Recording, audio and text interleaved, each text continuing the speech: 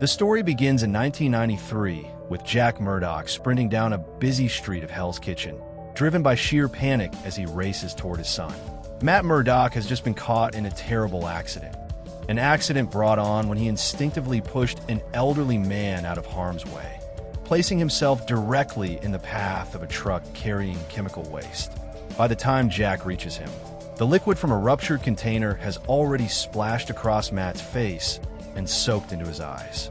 In a frantic attempt to save his son, Jack tries to wipe the burning chemicals away and urges Matt to close his eyes, hoping desperately that he can limit the damage.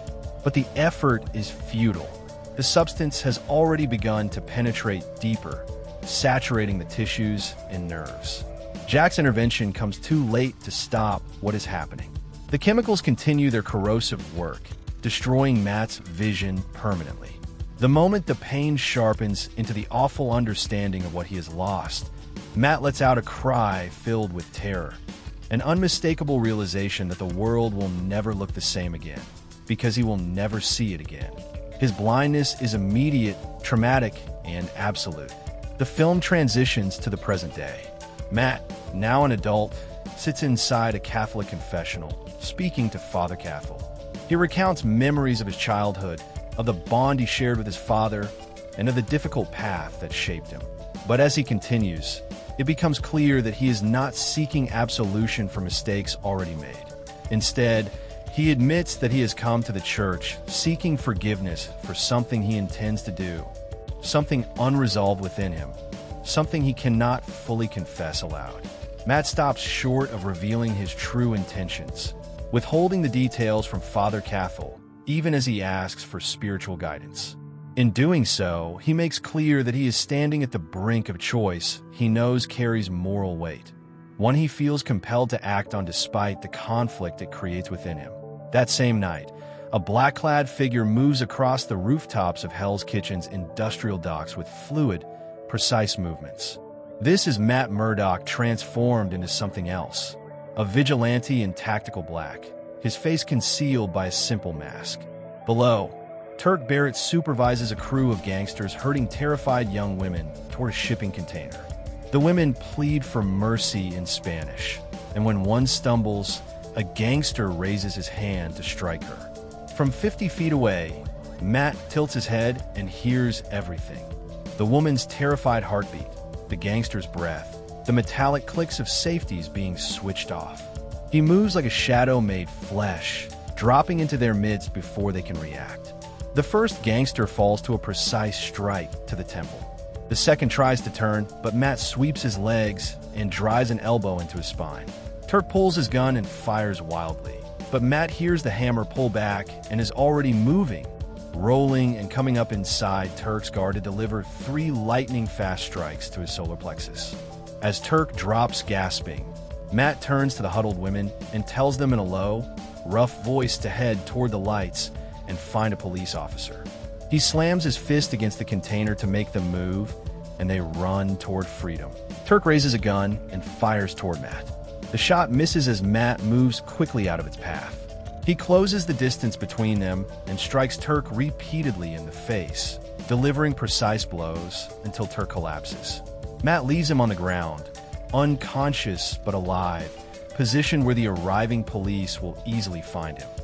The next morning, Matt is in his small apartment, a space containing only a mattress on the floor, several books in Braille stacked nearby, and a heavy bag hanging in the corner.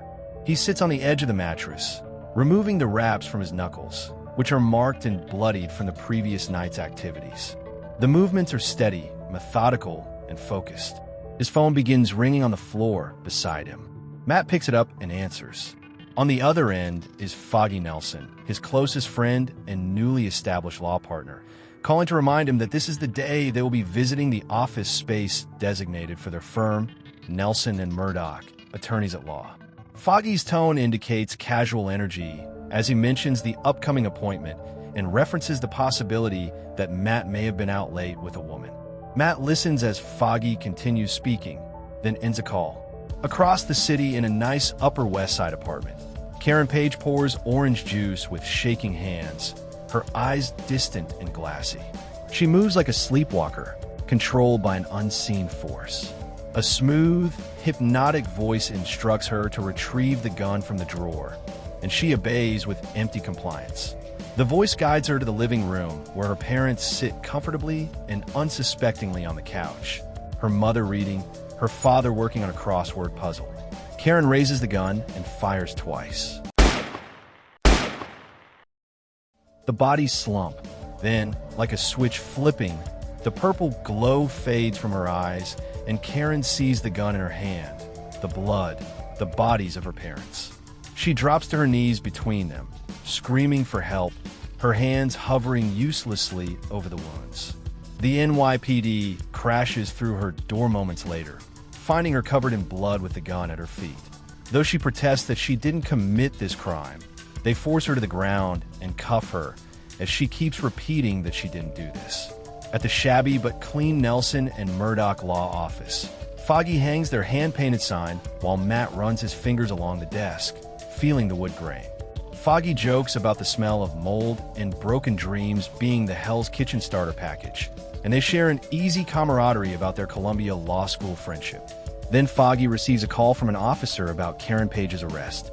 The strange detail that makes Matt's expression sharpen is that despite the seemingly open-and shut case, the DA's office is hesitant to press charges and the detectives seem spooked. Matt and Foggy meet Karen in the interrogation room. She's wrapped in a shock blanket, mascara-streaked tears on her face, staring at nothing. When she asks how long they've been lawyers and learns it's been 7 hours, she almost laughs, a sound that comes out as a sob. As Karen explains that she doesn't remember killing her parents, Matt listens intently to her heartbeat. It races with genuine panic and confusion, telling him she believes her own innocence. She describes a gap in her memory, one moment making breakfast, the next standing over her parents' bodies with a gun, with only the vague memory of a voice in between. Matt and Foggy exchange significant looks, realizing this case is far more complex than a simple murder. Back at their office, Foggy moves through the room repeatedly, outlining the difficulties posed by Karen's unexplained blackout and the missing segment of her memory. His pacing reflects the way he works through the problem, listing the irregularities and the lack of a conventional explanation for what happened. Matt stays in one place, reviewing the situation in silence. He considers the details, the DA's hesitation, the detective's unease, and the withdrawal of pressure from law enforcement. Both reach the conclusion that Karen cannot return to her own home, as doing so would leave her vulnerable to the same person or group responsible for placing her in the situation to begin with. To ensure her safety while they continue investigating, they decide that she will stay at Matt's apartment for the time being, providing her with a secure location away from potential threats. That evening in an upscale restaurant's private room, James Wesley sits waiting. Leland Owlsley arrives.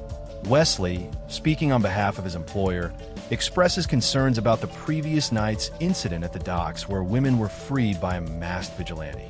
Wesley's voice never rises, but there's steel underneath as he questions whether Owlsley remains capable of managing his operations. Owlsley bristles, reminding Wesley that he's been running the city's underworld since before the Kingpin arrived, but Wesley coldly notes this isn't just one setback.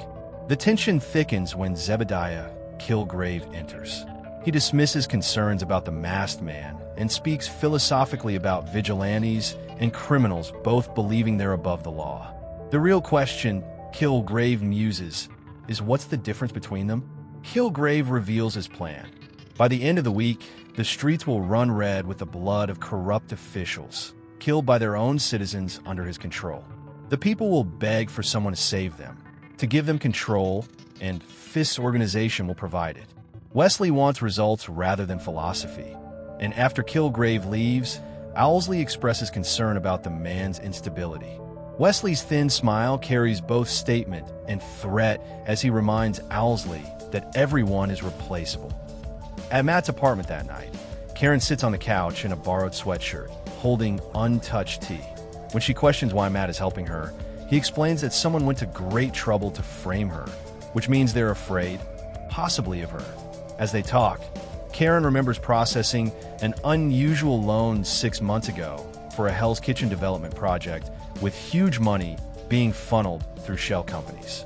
When she tried reporting the irregularities to her supervisor, she suddenly found herself working for Zebediah Killgrave with no memory of how she got there. Karen describes remembering only Killgrave's voice, constantly telling her what to do, where to go, what to think, and being unable to even consider saying no. Through tears, she asks what difference it makes whether she was controlled or not. Her parents are still dead. Matt has no comforting answer, only the grim truth that if Killgrave commanded her, she was a prisoner in her own mind. The next morning at the Daily Bugle, veteran reporter Urich sits surrounded by files and coffee cups, his screen showing Karen's arrest photo. When Foggy and Matt approach, identifying themselves as Karen's attorneys, Ben is skeptical of them. But when Matt asks about Zebediah Killgrave, Ben's expression shifts subtly, enough for Matt to catch the recognition. Ben admits he knows of Killgrave through whispers, a high-level corporate fixer who handles problems for wealthy clients. The disturbing pattern is that everyone who deals with Killgrave claims they can't remember the meetings, an impossibility that keeps happening. Ben explains there's a power struggle in Hell's Kitchen's underworld between Leland Owlsley's traditional operations and newcomer Wilson Fisk, with Killgrave acting as a wild card, offering his services to the highest bidder. When Matt presses for information to prove Karen's innocence, Ben warns them that if Killgrave is involved, they should keep Karen somewhere safe and leave well enough alone. This guy isn't just dangerous, he's something else entirely. Nobody can get close enough to build a case. Matt responds that maybe somebody can, leaving Ben troubled as the two lawyers depart. James Wesley leads Leland Owlsley into Melvin Potter's workshop with a pace and direction that indicate the meeting has been arranged in advance. Melvin Potter steps forward from the back of the workshop, prepared to receive instructions. His presence indicates awareness of the type of work he is expected to perform, designing and constructing protective equipment for individuals who request or acquire it. Wesley presents the purpose of the visit through action alone. He positions Owlsley near the workstations containing armor components, identifying him as the next subject requiring protection.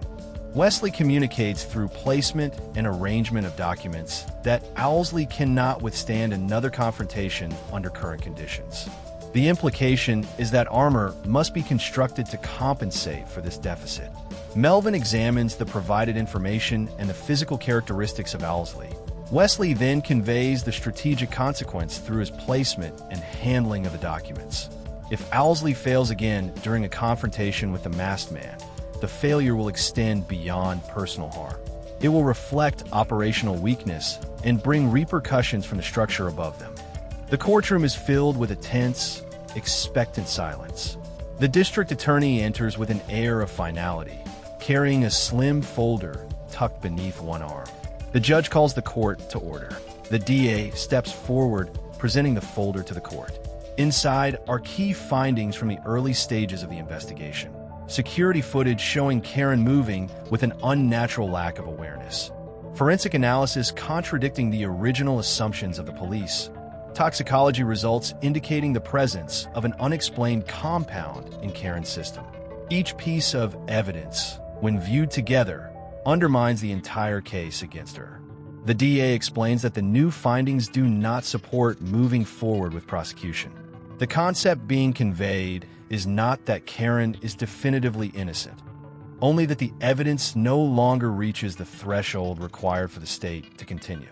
Reasonable doubt is no longer a question, but a certainty. The case, as it stands, cannot be ethically or legally pursued. Karen absorbs the meaning slowly, as if her mind must first overcome the expectation of punishment before she can understand the reality. Matt perceives the drop in tension within her, a subtle shift from the rigid fear she carried into the room. Foggy, though careful to remain professional, experiences a surge of vindication. His instincts to trust their client are validated. The judge acknowledges the DA's decision, marking it in the record. The charges against Karen Page are formally withdrawn. She is free to leave, not exonerated, not declared innocent, but released from the shadow of the accusations that could have destroyed her life. Around the courtroom, observers absorb the implications. Some seem relieved, others confused, but all recognize that something about this case is unusual. Crimes of this nature do not simply unravel, and victims do not simply walk away from scenes like the one Karen was found in. After the courtroom proceedings, Karen arrives at the Nelson and Murdock office carrying ingredients for a homemade meal. She begins preparing food using a recipe that originates from her family. The recipe represents a tradition she wants to share and serves as her way of acknowledging what Matt and Foggy have done for her. Foggy and Matt remain nearby while she cooks, giving her space to work. Throughout the process, Karen organizes ingredients, combines them according to the recipe, and prepares a complete dish. When the food is finished, Karen sets it out on the table. Matt and Foggy sit with her, and they begin eating. The dish communicates her appreciation through its preparation and presentation. It also marks the first time the three share a meal in their office, establishing a sense of routine and cooperation. During the meal, Karen communicates her intention to assist them at the law firm. She indicates that she wants to take on the role of secretary. Matt and Foggy acknowledge the practicality of her offer and recognize the advantage of having support as they build their practice. Karen adds that she is willing to begin without pay, which clarifies her intention to contribute rather than to seek immediate compensation. Matt and Foggy accept her offer. The agreement finalizes her position within the office and establishes the foundation of the three-person team that will operate the firm. That night, Matt returns to his vigilante work, crouching on a rooftop in his black suit overlooking one of Owlsley's operations, a gambling den masquerading as a social club. He listens past the traffic and sirens, counting 43 heartbeats inside, 2 in the back office. He drops silently to the fire escape and slips inside through an open window, moving through shadows past gamblers too focused on cards and drinks to notice him. Matt reaches a hallway where 2 guards stand outside. Matt drops from the ceiling, swinging from light fixtures to deliver a double kick that takes both guards out before they can react. He's through the door before their bodies hit the ground. Ahead of him lies a gauntlet, dozens of men hired by Leland Owlsley to keep people out and to ensure his criminal operations remain untouched. The first group notices Matt's presence and moves to block the passage. Without hesitation, they rush him. Matt navigates the cramped space with lethal efficiency. The tight hallway eliminates their advantage in numbers. Only 1 or 2 can reach him at once. He uses this to dismantle them methodically, redirecting their momentum and striking with precision. Bodies slam into the walls, collapse across the floor, or fall backward into others trying to squeeze forward. More men spill from branching doorways, turning the corridor into a shifting maze of threats. The fight becomes a continuous flow, Matt advancing steadily, the men falling one after another. By the time Matt reaches the end, the floor is littered with unconscious bodies, and the flickering light casts a hypnotic strobe across the carnage he leaves behind. Inside, Leland Owlsley looks up from counting money, and his face goes white with terror. Matt closes the distance in 2 strides, grabbing Owlsley by the throat and slamming him against the wall, demanding to know where Zebediah Killgrave is. Owlsley gasps that Killgrave doesn't tell them his location. He comes to them. When Matt applies painful pressure, Owlsley reveals that James Wesley handles contact and works for Wilson Fisk. Most significantly, Owlsley explains that Killgrave isn't like other criminals you can beat up for information. Before leaving through the window, Matt delivers a warning. Owlsley needs to stay out of the trafficking business. If Matt hears of his involvement again, he'll return, and next time he won't just be asking questions. When Owlsley asks who he is, Matt pauses to say he's someone who believes this city can be saved, then vanishes into the night, leaving Owlsley slumped in his chair with shaking hands. In his upscale apartment, decorated in shades of purple and black with expensive art on the walls, Zebediah Killgrave sits reading while 3 people stand perfectly motionless behind him: a businessman, a woman in yoga clothes, and a teenager. Their eyes have a faint purple glow, and none of them move or speak without instruction. Without looking up from his book, Killgrave asks for a status report. The businessman reports in a monotone that Karen Page's charges have been dropped. When asked about her lawyers, the yoga woman reports they're Nelson and Murdock. The teenager adds that the vigilante attacked Owlsley's operations tonight, looking for Killgrave. He smiles at this news, noting that the self-righteous always seek confrontation because they think they can save people. But what they don't understand is that most people don't want to be saved. They want to be told what to do, to have the burden of choice removed. Killgrave gave them that gift, and soon everyone will thank him for it. He stands and moves to the window, looking out over the city before giving his puppets their instructions. The businessman is told to go home and kill his wife, making it look like an accident. He responds affirmatively in his monotone voice and leaves. The teenager is instructed to attend school the next day and, at precisely 10:15 a.m., stand up in third period class, tell the teacher everything is going to be fine, then sit back down and forget the conversation. The teenager also responds and departs. Only the yoga woman remains, told to stay in case she's needed later. Killgrave pours himself wine, savoring the absolute control he wields over these lives, believing he's providing a service by removing the burden of free will from those too weak to handle it. Matt returns to his apartment around 2 in the morning. Moving silently through the window, he's breathing hard and his ribs hurt. His knuckles are bleeding again from the fight with Owlsley's guards. Karen is supposedly asleep on the couch, but as he heads toward the bathroom, her eyes open and she asks where he's been. Matt freezes, explaining he went for a walk because he couldn't sleep. Karen sits up, skeptical that he'd walk through Hell's Kitchen at 2 a.m. When she notices how he's holding his side and insists on seeing, Matt tries to brush it off, but she gently lifts his shirt to reveal a nasty bruise spreading across his ribs. Not believing his claim that he tripped on the stairs, Karen presses him about the real reason for his late-night excursion. Matt admits he was looking for information about Killgrave, anything that could help her case. Karen tells him he's her lawyer, not her bodyguard, but Matt responds with surprising intensity that someone took her free will and made her do something unforgivable. And if he can stop them from doing it again, then yes, he has to. Karen studies his face carefully, sensing there's something he's not telling her. Matt acknowledges there's a lot he's not telling her, explaining that some secrets keep people safe. She watches troubled as he moves past her to the bathroom. The next morning at the Nelson and Murdock office, Foggy arrives with coffee and bagels to find Matt already there with a visible bruise on his jaw. When Foggy asks what happened, Matt claims he walked into a door, but Foggy refuses to let it go. He's noticed Matt's strange behavior since taking this case, disappearing at night, returning with bruises.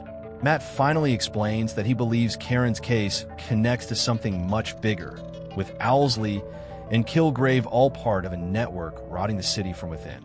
When Foggy suggests building a case legally through the courts, Matt argues the courts are compromised. The police are already backing off Karen's case because someone's pulling strings. Foggy insists they can fight back legally with evidence and motions, but Matt asks how long that will take while Killgrave keeps using people as puppets and more women get shipped in containers. The conversation becomes heated as Foggy carefully asks what Matt is really saying, and Matt responds that sometimes the law isn't enough. Foggy warns that Matt sounds like he's planning to take the law into his own hands, which isn't who they are. When Matt suggests maybe it's who he needs to be, Foggy argues passionately that going down that road makes Matt no different from Killgrave, making his own rules and deciding what's right. Matt insists he's nothing like Killgrave, and Foggy begs him to prove it by helping Karen the right way through the system. Before Matt can respond, the office phone rings with devastating news. City Councilman Bradley has been murdered in his office, shot twice, and a woman matching Karen Page's description was seen leaving the building. Matt immediately says it's impossible because Karen was at his apartment all night, but Foggy points out that someone is either framing her again or something worse is happening. Owlsley sits alone in his private office and reports detailing the recent failures of his operations. Owlsley places the call to Wesley. Wesley's expectation is clear. He wants an update, a clear report, and an assessment of the situation regarding the vigilante who destroyed Owlsley's operation. Owlsley provides the information with directness, stating that the majority of his men have been taken out, the defenses he arranged were ineffective, and his attempts to stop the masked man did not succeed. The content of his explanation indicates operational failure and a complete inability to contain the threat. As Owlsley outlines the collapse of his security efforts, the meaning is unmistakable. Wesley begins to lose confidence in Owlsley's reliability. Wesley then communicates through the firmness of his tone and the structure of his statements that he intends to pass this information to his employer. This is not presented as a threat, but as a procedural necessity. Owlsley understands immediately what this means within their organization. The employer will not tolerate incompetence or repeated failure. Owlsley responds sharply, the volume of his voice increasing as he attempts to prevent Wesley from taking this action. His raised voice conveys urgency and desperation, the sharp increase in sound marking his recognition that Wesley's decision will end his standing, and potentially his life, within the hierarchy. Wesley does not engage further. The moment Owlsley's voice peaks, the call ends abruptly. The abrupt end of the call indicates unequivocally that Wesley intends to report him to their employer, and that nothing Owlsley says or does will reverse that trajectory. Owlsley's attention shifts to the documents scattered across his desk and the names of the few men still loyal to him. He contacts his remaining men. Through brief, direct communication, he outlines a plan designed to eliminate Wesley discreetly. At the Daily Bugle, Ben Urich sits at his desk staring at crime scene photos of Councilman Bradley when his phone rings. A distorted voice tells him to stop investigating, and when Ben asks who's calling, the voice confirms Ben knows exactly who it is and needs to stop asking questions about Zebediah Killgrave. Ben responds that as a reporter, he doesn't stop, and the voice warns he'll end up like Bradley, or worse, he'll hurt someone he loves. The line goes dead, and Ben sits very still before opening his desk drawer to look at a photo of himself with his wife Doris, smiling and happy. He closes the drawer just as Matt and Foggy approach. Matt tells Ben they need to talk about Councilman Bradley's murder and someone framing Karen for it. Ben, not looking up, skeptically notes that their client was already arrested for murdering her parents. When Foggy insists she didn't do that either, and Matt says they believe Killgrave is behind both murders, Ben finally looks up and asks if they can prove it. Matt admits not yet, but thinks Ben knows something that can help them find Killgrave. Ben stands abruptly, claiming he doesn't know anything, but Matt calls him out for lying. His heart rate jumps and his breathing changes, indicating fear. Matt asks what Killgrave said to him, and Ben grabs his coat, insisting the conversation is over. When Matt says more people will die without Ben's help, the reporter stops at the edge of his desk. Ben turns and explains that he started investigating Killgrave 6 months ago after hearing about a man who could control minds, initially dismissing it as conspiracy theory. But he noticed patterns. Murders where killers had no motive, suicides where victims had everything to live for, people doing things completely against their nature. He got close, finding Killgrave's old address and medical record from his parents' experiments, and was about to publish. Then Ben's wife Doris received a phone call, a man's voice telling her to walk into traffic. She did, though she doesn't remember why. Doctors called it a minor stroke, but Ben knows it was Killgrave demonstrating his power as a warning. Next time, Killgrave said Doris wouldn't survive. So Ben buried the story because his wife has early-onset dementia and needs him. He can't risk her life. When Matt suggests Ben help them stop Killgrave before he does this to anyone else, Ben argues it's impossible because anyone Killgrave talks to becomes his weapon. Matt asks what if there was someone Killgrave couldn't control, someone who could fight him without being seen. Ben realizes Matt is talking about the masked vigilante and bitterly asks how they'd even contact this person. Matt says to leave that to him and asks for everything Ben has on Killgrave. Medical records, addresses, known associates, everything. Ben warns that giving Matt these files puts Doris at risk, but Matt counters that not doing so puts everyone in the city at risk. After a long moment, Ben opens his locked desk drawer and pulls out a thick folder containing everything. As Matt and Foggy leave, Ben calls after them to tell the vigilante, if they find him, to be careful because Killgrave isn't just dangerous, he's a true believer who thinks he's saving the world from itself. Ben visits his wife Doris at the hospital, bringing her favorite daisies. She sits by the window, doing a puzzle in her private but clinical room. Though her dementia makes her forget small details like her favorite flowers, she remembers Ben perfectly and asks him to tell her again the story of how they met. He reminds her how he came to the library every day for a week pretending to research a story until she asked what he was really researching. And he responded that he was researching how to ask the prettiest girl in New York on a date. Doris laughs, calling it a terrible line, and Ben agrees but notes she said yes anyway. They sit in comfortable silence before Doris suddenly becomes serious, recognizing the look in Ben's eyes, the one he gets when working on something important and dangerous. Though her memory fails for breakfast, she remembers who her husband truly is, a truth teller. When Ben asks what if the truth puts her in danger, Doris squeezes his hand and tells him to tell it anyway, because that's the job, and that's why she fell in love with him. Ben suggests taking the vacation to Greece they always planned, and Doris agrees they will, when he's finished with his story. He protests that he might never be finished, but she assures him he always finishes what he starts, then touches his face gently and tells him to go do what he needs to do. Ben kisses her and leaves while Doris watches him go, her smile fading into something sad and knowing, perhaps understanding more than she lets on. At Matt's apartment that night, he spreads Ben's files across the floor while his fingers trace braille notes he's made. Karen brings tea from the kitchen and asks if he's found anything. Matt explains that Zebediah Killgrave was born in London in 1983. His parents, Albert and Louise, were neuroscientists working to cure his degenerative neural disease through experimental treatments, starting when he was 10, viral gene therapy, and modified brain chemicals. Killgrave's purple skin is a direct side effect of the experimental gene therapy performed on him as a child. The modified genes cause his body to continuously produce a unique biochemical compound, the same substance he emits to override other people's neural pathways. As this compound builds up in his bloodstream and skin tissues, it creates a permanent violet pigmentation. In essence, the purple coloration is the visible trace of the chemical his body is constantly generating to enable his mind control abilities. By age 13, he could control people. More disturbing than just control, Matt explains, Killgrave can rewrite minds, making people believe and do anything with no memory of being controlled afterward. When Karen quietly asks how long she was his, Matt reveals Ben's records show she worked for Killgrave for 8 months.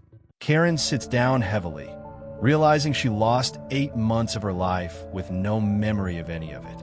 Matt asks about her last clear memory before working for Killgrave. Karen describes reviewing loan documents for Roxanne, a development project where the numbers didn't add up and profits were being funneled through shell companies. She went to her supervisor to report it, and he told her to forget about it, which she refused. Then the next thing she remembers is walking into Killgrave's office, with everything between those moments just gone. When Matt asks who owned Roxanne, Karen can't remember, just some corporation with layers of shell companies. Matt's jaw tightens at this information.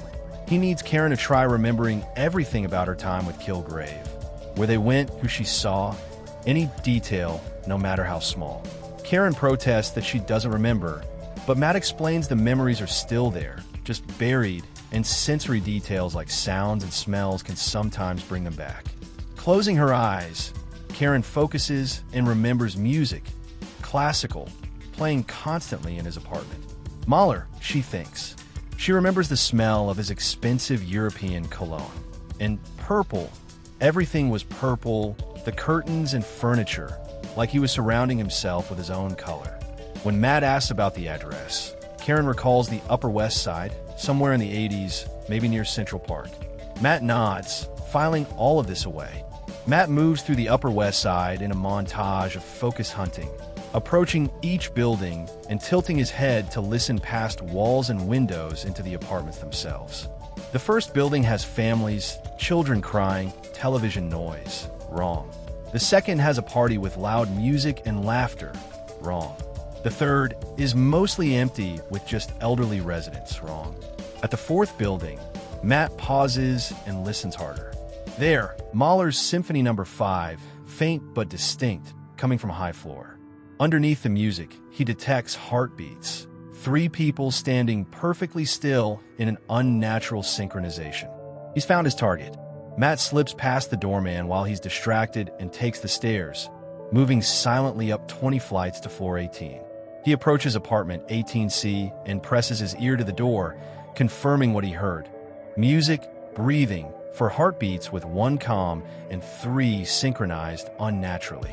Using lock-picking skills he's practiced, Matt opens the door silently. Inside the apartment that matches Karen's description perfectly. Purple everywhere, expensive art on the walls. Matt finds 3 people standing motionless in the living room. The yoga woman from earlier, the teenager, and a new addition, a chef in white. All 3 stand like statues with eyes glowing faintly purple, completely unresponsive to Matt's entry. A voice emerges from the shadows, smooth and confident, saying Killgrave was wondering when Matt would find him. Matt spins toward the sound as the purple man steps into view in that unsettling smile. He calls Matt, acknowledging his arrival almost as if welcoming an expected guest. When Matt demands that Killgrave let his victims go, Killgrave gestures dismissively to his 3 puppets and asks who Matt means, claiming they're exactly where they want to be.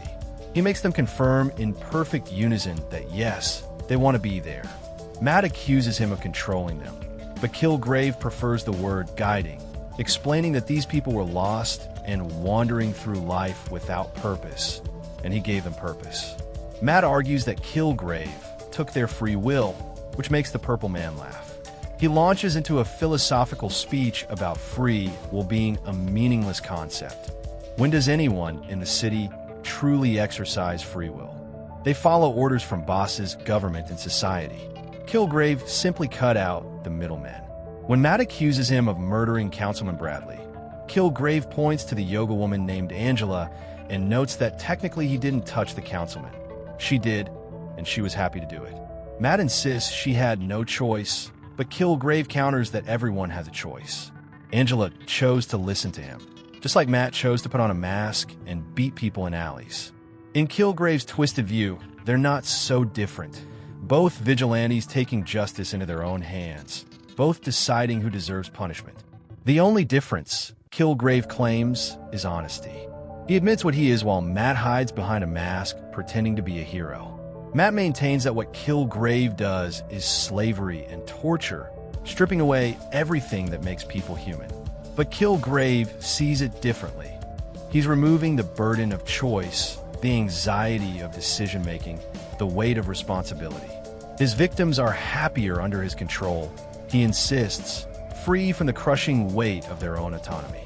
Isn't that a gift? He asks Matt if he's ever made someone do something against their will through intimidation or violence. Every criminal Matt has beaten into submission. Every confession he's extracted through fear. How is that different from Killgrave's method? They both force compliance, just through different mechanisms. Matt realizes he can't let this conversation continue. Killgrave is too skilled at manipulation, and even without his chemical powers, he's weaponizing words to plant doubt and hesitation. Matt moves to attack, but Killgrave has anticipated this and give a command. The 3 controlled people surge forward to defend their master, moving with unnatural coordination to block Matt's path. Matt finds himself fighting people who feel no pain, show no fear, and coordinate perfectly because they're extensions of a single will. He has to pull his strikes, careful not to seriously injure these innocent victims, even as they attack him with absolute commitment. The teenager throws furniture while the chef wields kitchen knives with precise, mechanical movements, and the yoga woman displays surprising combat skills, likely learned during her previous life, but now directed by Killgrave's will. They attack continuously. Matt breaks free, but receives a slice across the side of his torso. The knife cuts through the fabric of his suit, creating a tear that exposes the skin beneath. The injury is shallow, but disrupts his balance as he regains footing. During this chaotic fight, Killgrave calmly walks to his desk and retrieves something, a phone, which he uses to make a call. He speaks to someone, his tone casual despite the violence happening in his living room, instructing them that Phase 3 should begin now. Before Matt can reach him, Killgrave activates a hidden exit, a panel in the wall that slides open, revealing a passage to the adjacent apartment. He's planned for this contingency. Matt manages to incapacitate the 3 controlled people without seriously harming them. Pressure points, restraint holds, anything to stop them without causing permanent damage. But by the time he reaches the hidden passage, Killgrave is gone. Matt stands in the apartment, breathing hard, looking at the 3 unconscious people who awake with no memory of this encounter, wondering if he's accomplished anything at all or just revealed himself to his enemy. He notices Killgrave left something behind intentionally, a note on purple stationery with an address written in elegant handwriting. It's a location in Hell's Kitchen, and Matt knows it's a trap. But he also knows he has no choice but to follow. Matt returns to his apartment late that night. He crashes into furniture as he enters, the pain making him clumsy. Foggy, who had been waiting at the door worried about his friend, manages to break inside and finds Matt standing in his black vigilante suit before he collapses from exhaustion and pain. As Matt lies on the ground, Foggy pulls off the mask, first thinking the masked man has somehow kidnapped his friend, then experiencing a moment of dawning, horrified realization as he recognizes Matt's face beneath the mask. When Matt regains consciousness, he finds Foggy still in his apartment, but his best friend's expression isn't one of concern. It's fury and betrayal. Foggy demands to know how long Matt has been lying to him. Through all their years of friendship at Columbia, through starting their law firm together, through every conversation about justice and the legal system, Matt has been living a double life, putting himself in danger night after night while Foggy remained ignorant. Matt tries to explain that he kept the secret to protect Foggy, but his friend isn't having it. Foggy feels like their entire relationship has been a lie, like he never really knew Matt at all. When Matt insists everything between them is real, Foggy counters that real friendships don't involve this level of deception. He demands Matt tell him everything about his abilities, his history, how long he's been doing this vigilante work, all of it. Matt's phone rings. It's Karen calling.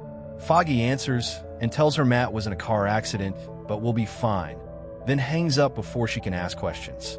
He turns back to Matt and reiterates his demand.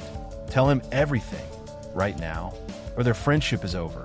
Matt begins with his childhood, and the narrative shifts into extended flashbacks. After the accident, he regains consciousness in a hospital room. As he wakes, he becomes aware of every sound in the surrounding environment with overwhelming clarity. The movement of staff in the hallway, distant conversations, machinery operating in other rooms, and footsteps on different floors. The intensity of these sounds causes physical discomfort and disorientation. Jack Murdock remains beside him. In an effort to establish recognition and stability, he places himself within Matt's reach. Matt identifies him by touch, allowing him to register his presence through contact rather than sight. Months pass. During this time, Matt is provided with materials to learn Braille. He practices daily, gradually developing proficiency. As he adapts to his new form of reading, he also begins to regulate his heightened senses, reducing their interference and learning to interpret them accurately. He does this independently, choosing not to disclose the extent of his abilities to anyone, including his father. Jack continues working as a boxer throughout this period. His career is in decline, and most of his matches end in losses. He maintains this routine despite the physical toll it takes. One evening, he returns home with significant bruising on his face from another fight. Matt is seated nearby, reading a Braille text when Jack enters. Without speaking, Jack positions himself where Matt can reach him. Matt confirms his father's identity through touch, recognizing the injuries. Jack communicates through this interaction that he wants Matt to avoid following the same path he has taken in boxing. One day, while Matt is at Fogwell's gym reading a Braille book, he becomes aware of a conversation taking place nearby. The topic of the discussion concerns his father's upcoming fight with Carl Creel. The individuals speaking offer Jack a payment in exchange for intentionally losing the match. Matt remains in place, continuing to read while registering the terms of the arrangement being presented to his father. Later, Matt listens to the broadcast of the fight on the television at home. The commentators describe the match, detailing Jack's performance against Creel. The fight progresses in a way that indicates Jack is not following the instructions he was given. He performs beyond expectations and ultimately wins the match despite the arrangement he was expected to comply with. Matt waits at home after the broadcast ends, anticipating his father's return. Time passes without Jack arriving, prompting Matt to leave the apartment and make his way back to Fogwell's gym. Upon approaching the area, he encounters a police officer stationed outside. The officer attempts to stop him from entering, but Matt moves past him and continues forward. Matt finds his father's body on the ground. Jack has been killed, the result of an attack carried out by local mobsters in retaliation for refusing to throw the fight. Matt moves toward him and lowers himself beside the body. He attempts repeatedly to elicit a response from Jack, but there is none. Matt remains beside his father, positioned over him, as the scene concludes with Jack lying motionless on the street. Back in the present, Matt finishes his story by mentioning in his teenage years when a mysterious blind martial artist named Stick found him, recognized his potential, taught him, and explaining that he's been acting as a vigilante for several months now. Initially just stopping street crimes and protecting people in immediate danger. The Karen Page case brought him into contact with larger criminal enterprises, and discovering Killgrave's existence made him realize he had to do more. His father made him promise not to be a boxer, but Matt found another way to fight. For justice, for the neighborhood his father loved, for everyone who can't protect themselves. Foggy states that if Matt were to be arrested or killed while acting as a vigilante, people would assume that he and Karen were involved in his actions. Matt responds by asserting that the city requires him to continue operating as a vigilante. Foggy counters by stating that he only requires his friend, and then he leaves. Foggy returns to the office alone. He collects his personal belongings, placing them into a box. Once finished, he disposes of a Nelson and Murdock placard by leaving it in a trash can before exiting the office. The next night, Matt prepares himself by putting his black vigilante suit back on, reassembling the mask, gloves, and protective layers he had temporarily set aside. Once suited, he leaves to follow the trail he has already mapped out, tracking James Wesley through alleys, rooftops, and service routes that Wesley uses to travel between meetings, as Wesley makes his way toward a high-rise building. When Wesley enters, Matt continues the pursuit from above, using fire escapes and maintenance ladders until they reach the rooftop. Wesley attempts to access a private exit route, but Matt intercepts him by moving across the roof and cutting off his path. Wesley reaches for a concealed weapon, but Matt swiftly closes the distance and disarms him. He checks the rest of Wesley's concealed locations and removes additional weapons, placing them out of reach. Matt positions Wesley near the edge of the rooftop, establishing control over the situation. Through action alone, Matt conveys that he recognizes Wesley's connection to Owlsley and Killgrave. His stance and placement of Wesley at the edge communicate that he expects accurate information. Matt then directs the confrontation toward a specific question: the origin of Owlsley's armored suits. Wesley does not respond at first. He remains silent as Matt increases the pressure by moving him closer to the rooftop edge, reinforcing the consequences of continued refusal. Under these conditions, Wesley yields and provides the information. He identifies Melvin Potter as the source of the armored suits Owlsley has been using. Once the information is conveyed, Matt releases his hold but remains alert, ensuring Wesley does not attempt to retrieve any remaining weapons or escape routes. Matt visits Melvin Potter's workshop. He finds Melvin, a large, childlike man with obvious mental health challenges, working on something at a bench. When Melvin sees Matt enter, the two collide in a short, contained fight. Matt moves to disarm him, but Melvin's physical strength gives him a temporary advantage. The confined space limits Matt's range of motion, forcing him to maneuver between machinery and stacks of material to avoid being cornered. Melvin swings a heavy object toward him, which strikes one of the workbenches and sends sparks scattering across the floor. The fight intensifies briefly as Melvin grabs a sharpened blade from the table and hurls it in Matt's direction. The blade cuts through the air, passing close enough for Matt to feel its trajectory. The fight ends when Matt closes the distance and restrains Melvin, holding him firmly in place until Melvin stops resisting. He becomes agitated, insisting no one should be there and that he has to finish his work or Killgrave will hurt his daughter Melanie, who is being held as collateral. If Melvin doesn't build what he's told to build, the bad man will kill her. Matt examines what Melvin is working on: body armor, reinforced plating, sophisticated protective equipment.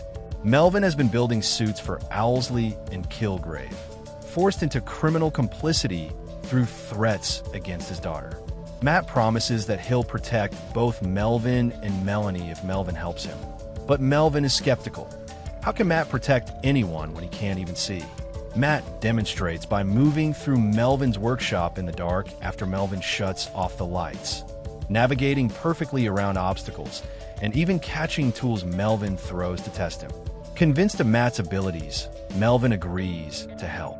Matt describes what he needs: a suit designed for mobility and protection, incorporating devil imagery to transform him from a faceless vigilante into a symbol that can instill fear in criminals and hope in victims. Melvin becomes animated, his anxiety channeling into creative excitement as he sketches designs, his genuine talent emerging despite his limitations. While Melvin works, Matt asks about Killgrave. Has Melvin ever met him? Melvin shudders and nods, describing the man with purple skin who makes you do things you don't want to do, makes you forget yourself. Killgrave came once to inspect Melvin's work, and Melvin spent 2 weeks afterward having no memory of that time, though his neighbors said he acted strange and his apartment had been rearranged. The violation of that lost time clearly traumatizes Melvin deeply. At Fogwell's gym, Matt pounds a heavy bag with brutal efficiency. His knuckles are already bleeding. Foggy's voice calls out that he always wondered where Matt disappeared to, startling him. Matt asks how Foggy found him without turning around, and Foggy explains he investigated, discovering there's only one boxing gym in Hell's Kitchen with Matt's father's picture on the wall, a faded photo of Jack Murdock in boxing gloves, smiling. Foggy sits on the edge of the ring and notes that Matt never told him his father trained here, prompting Matt to acknowledge there's a lot he never told Foggy. He says they've been best friends since college, yet he feels like he doesn't actually know Matt. When Matt insists Foggy does know him, Foggy challenges this, pointing out that the Matt he knows believes in the law and doing things the right way, but lately Matt sounds like he's planning to take on a criminal empire by himself with his fists. Matt resumes hitting the bag and argues the system is broken. Foggy insists they should fix it from the inside. That's why they became lawyers, and he doesn't want to watch him throw his life away trying to be some kind of hero. Matt asks what if he already is a hero. The question hangs in the air as Foggy steps closer, asking what that means. Matt starts unwrapping his hands, revealing bruised and bloody knuckles, and says it means he's been fighting this fight longer than Foggy knows. Over the following hours, Melvin constructs the suit, reinforced crimson armor plating over flexible black material, with a horned helmet that evokes devil imagery while protecting Matt's identity. He builds a specialized billy club that serves as both weapon and grappling tool, collapsible for easy carry. As Melvin explains each design element and which areas offer the most protection against bullets and blades, Matt feels the weight of what he's becoming. No longer just a man in black intervening in crimes, but a symbol, a persona, something larger than himself. Before Matt leaves, Melvin stops him and says something profound despite his mental limitations. He hopes Matt remembers he's still Matt under all that armor. The devil's suit might scare bad people, but Matt shouldn't let it change who he is inside. Matt thanks him for the reminder, knowing the danger isn't just physical. It's losing himself to the violence and darkness that comes with this path. Later that night, Hell's Kitchen awakens to horror. News reports flood in about a coordinated series of murders across the city. A police captain shot his partner during a routine patrol, then claimed he had no memory of doing it. A city comptroller walked into traffic during rush hour. A district attorney was found dead in her office, having apparently stabbed herself repeatedly despite no history of mental illness. In every case, witnesses described the perpetrators acting strangely just before the incidents, Their eyes unfocused, their movements mechanical, their voices flat.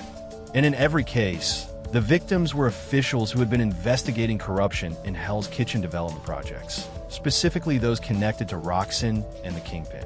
At the Nelson and Murdock office, Foggy, Karen, and Ben watched the news coverage with growing horror. Ben recognizes the pattern immediately. This is Killgrave's endgame, using innocent people as weapons to eliminate anyone who threatens his empire while simultaneously creating chaos that will make the public desperate for order and control.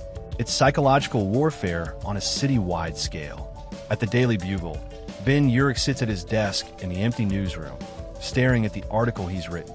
It's the expose he buried 6 months ago, updated with new information about Killgrave's recent murders and the pattern of mind control. It's Pulitzer-worthy journalism, the story of his career, and publishing it will almost certainly cost Doris her life. Within hours, it's on the newspaper's website and will be in tomorrow's physical edition.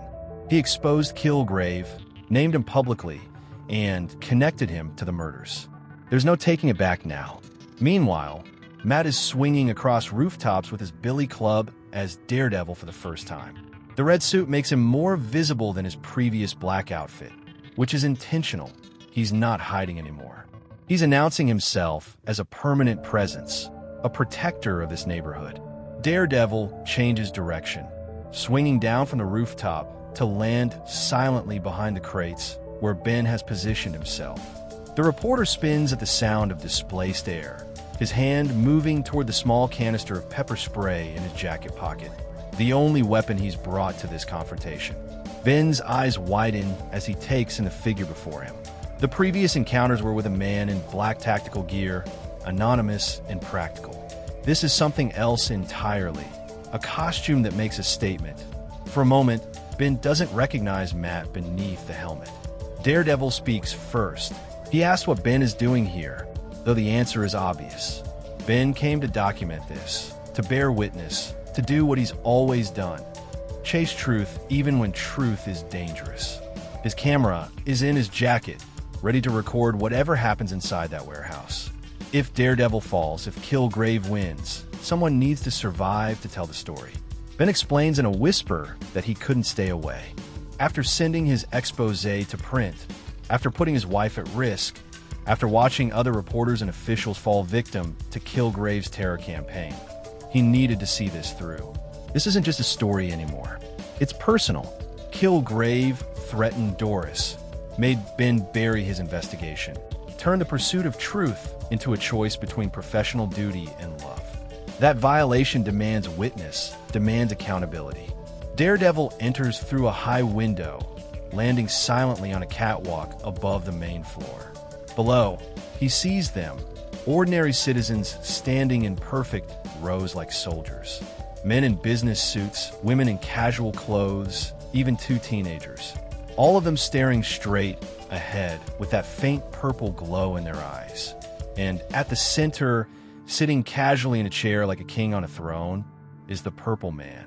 Killgrave begins speaking without looking up, knowing Daredevil is there.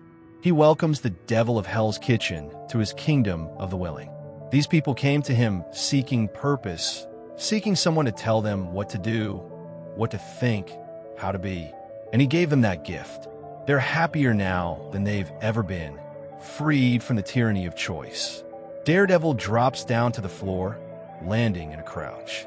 He attacks, moving through the crowd of controlled people with precise strikes designed to incapacitate without causing serious injury. But there are too many, and they coordinate perfectly under Killgrave's will. For every person Daredevil neutralizes, 2 more press the attack, and he's constantly pulling his strikes, fighting defensively rather than offensively because these are innocent victims. Killgrave watches the fight like it's entertainment, occasionally giving commands that change his puppet's tactics. He's testing Daredevil, evaluating his abilities, finding his limits. When Daredevil gets too close, Killgrave sends a wave of controlled people to create a barrier, always keeping distance between himself and the one person he can't command. Ben quickly processes the situation and realizes they need to document this. He starts recording video on his phone, capturing evidence of Killgrave's mass mind control. But Killgrave notices him, and his eyes light up with malicious delight. Killgrave gives a new command, and one of his puppets, a police officer with his service weapon drawn, aims at the group. But instead of shooting them, Killgrave tells the officer to hand his gun to Ben Urich. The reporter takes the weapon with mechanical compliance, his eyes glazing over with purple light. Killgrave's voice reaches him, smooth and hypnotic, giving him an instruction that Daredevil hears with his enhanced senses but can't prevent. Ben is told to point the gun at his own head. He does so without hesitation, without emotion. Killgrave explains to Daredevil that this is the lesson. Heroes don't save people, they just get them killed. If Daredevil pursues Killgrave, Ben dies. If Daredevil tries to attack the controlled people, Ben dies. The only way to save Ben is to remove his mask, reveal his identity, and kneel in submission. Daredevil stands frozen, every scenario running through his heightened mind, finding no solution. He can't reach Ben before the trigger is pulled. He can't attack Killgrave without Ben dying. He can't do anything. The weight of the choice crushes down on him as Killgrave counts down from 10, giving Daredevil a time limit to decide Ben Urich's fate. At 7, Daredevil reaches up to remove his mask, willing to sacrifice his secret identity to save an innocent life. But Ben suddenly speaks, his voice strained as he fights against the control. He tells Daredevil not to do it, that some secrets need to stay secret, that what Daredevil represents is bigger than one man's life. Ben's willpower is extraordinary, fighting against mind control that should be absolute, asserting his own choice through sheer force of personality. Killgrave looks surprised, then impressed, then frustrated. Then Killgrave speaks a single word, "Now." Ben crumples to the ground, dead instantly. Killgrave grins, satisfied with the demonstration, telling Daredevil that this is what heroes do. They inspire hope right before they cause tragedy. Something breaks inside Matt Murdock at that moment. The careful control he's maintained over his violence, the restraint that separated him from criminals, the mercy that defined his heroism, it all shatters. He roars with grief and rage, and for the first time, he stops pulling his strikes. The control people in his way go down hard as he barrels through them toward Killgrave with killing intent. Killgrave, seeing genuine fear for the first time, commands his puppets to stop Daredevil at any cost. But Matt is beyond caring about collateral damage. He's become exactly what Killgrave accused him of being, a violent force imposing his will through brutality. The restraint that kept him heroic is gone, replaced by pure vengeance. He reaches Killgrave and begins beating him savagely, fists raining down on the purple man's face and body. Killgrave tries to speak, to use his power, but Daredevil stuffs cloth into his mouth, silencing him. He's going to kill him. I'm going to beat Killgrave to death right here, right now, and damn the consequences. But he hears his father's voice in his memory, making him promise not to become a fighter, to be better than the violence that consumes Hell's Kitchen. He hears Father Cathal reminding him that forgiveness and restraint are what separate the righteous from the damned. And he hears Ben Urich's last act of willpower, fighting control to tell Daredevil not to compromise who he is. Daredevil pulls back his fist. He ties Killgrave up with cord from his billy club, securing him thoroughly. Then he removes the cloth from Killgrave's mouth and stuffs it into the man's ears instead, preventing him from hearing his own voice if he tries to speak commands. The controlled people around them begin to collapse as Killgrave's concentration breaks from pain and fear, the purple glow fading from their eyes as they wake up confused and disoriented. In the distance, sirens approach. Someone reported the gunshot and commotion. The funeral takes place on a gray morning at a Catholic cemetery. Father Cathal presides over the service as Matt Murdock, Karen Page, Foggy Nelson, and Doris Urich stand together beside the grave. Doris seems more lucid than usual, as if the tragedy has temporarily sharpened her clarity, though she doesn't fully understand that Ben is gone. She keeps expecting him to arrive late, to have been held up by a story. Foggy approaches Doris after the service.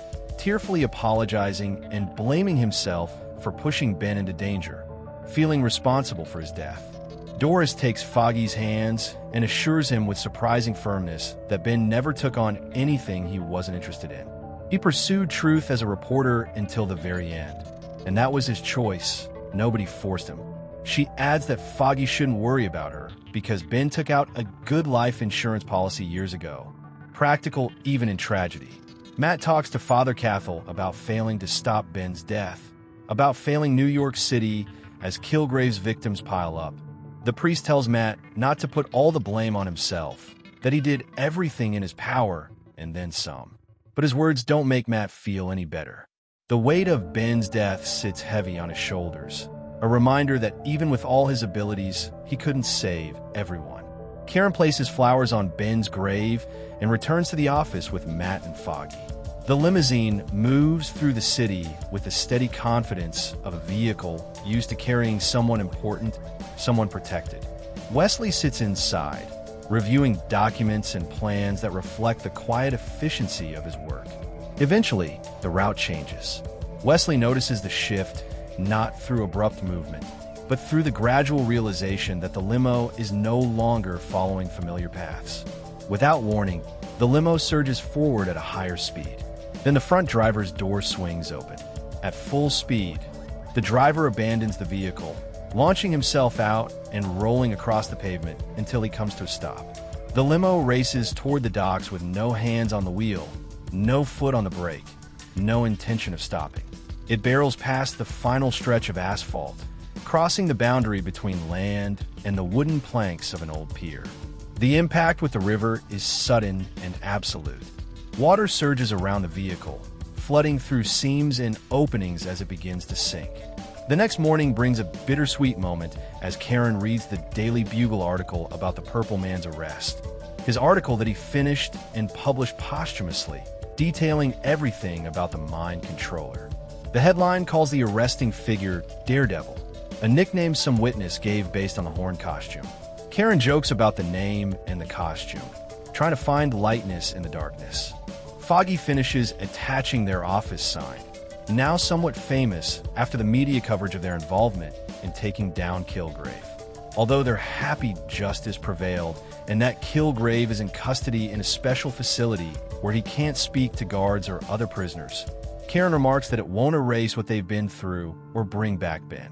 Matt understands exactly what she feels and tells her what he told Foggy. The only thing to do is move forward, even when the weight of loss makes moving seem impossible.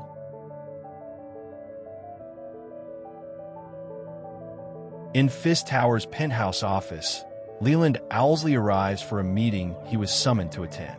Wilson Fisk stands at the floor-to-ceiling windows, his massive frame backlit by the city lights. Owlsley approaches cautiously, clearing his throat to announce his presence. He begins his report, updating Fisk on everything that's transpired. Killgrave's arrest, the expose in the Daily Bugle connecting their operations, the emergence of the vigilante now being called Daredevil. His voice carries nervous energy as he tries to frame these developments in the best possible light, emphasizing that while setbacks have occurred, their core operations remain intact and Killgrave was always meant to be temporary. Finally, Owlsley mentions the loss of James Wesley, Fisk's personal assistant and closest confidant, saying that the devil of Hell's Kitchen is responsible for Wesley's death. Fisk says he knows Owlsley murdered Wesley, not the vigilante, not Killgrave. Owlsley himself ordered the hit when Wesley threatened his autonomy and position within the organization. Fisk has known this from the beginning. He's known since the moment Wesley's body was found with evidence that pointed to a professional execution rather than collateral damage from vigilante violence. Fisk has been waiting, watching, letting Owlsley believe he'd gotten away with killing Fisk's closest friend and most trusted advisor. What follows is brutal and personal. Fisk's grip tightens on Owlsley's head, applying pressure that makes Owlsley's screams die in his crushed throat. The sound of bone beginning to crack fills the pristine office. Fisk explains in that same quiet, terrifying voice that Hell's Kitchen is his city now, not Owlsley's, not the various small-time criminals who've run it for generations. His city. And in his city, betrayal has only one consequence. With a final, savage motion, Fisk crushes Owlsley's skull with his bare hands. The violence is shocking in its intimacy and brutality. Owlsley's body goes limp, and Fisk drops it to the expensive carpet without ceremony, like discarded trash. Fisk calls out, and two large men in suits enter immediately, his new security team, ready and waiting. He instructs them to dispose of the body thoroughly and clean the office completely.